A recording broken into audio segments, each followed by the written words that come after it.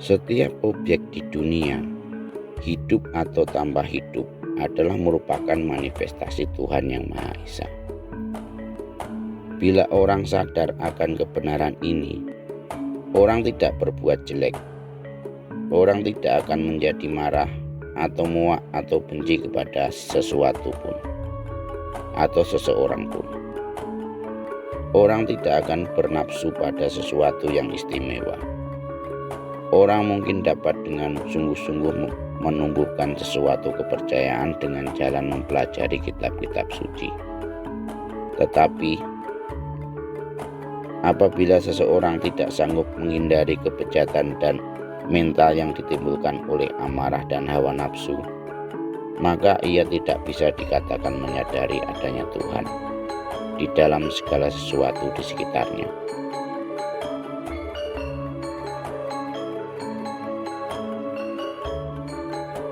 Realisasi dan pengalaman dari kebenaran fundamental ini adalah tujuan hidup sebenarnya.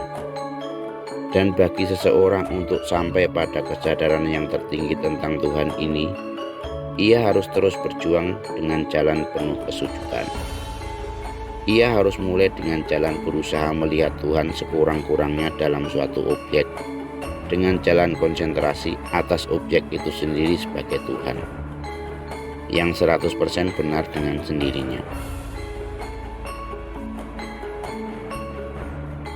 Rahmat Tuhan yang diperoleh dari konsentrasi yang terus-menerus ini akan memungkinkan ia berjalan lebih jauh dan melihat Tuhan termanifestasikan di dalam semuanya itu.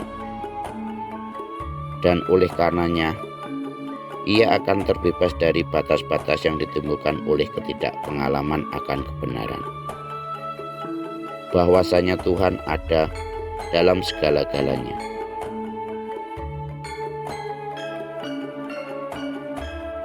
Ini adalah basis fundamental dari multi upasana atau saguno pasana.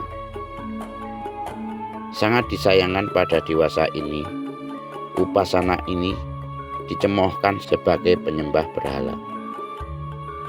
Adalah suatu kekeliruan untuk memandang multi upasana sebagai penyembah berhala.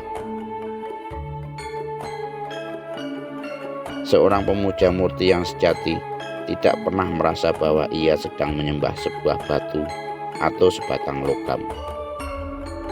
Ia hanya memikirkan Tuhan dengan melupakan segalanya.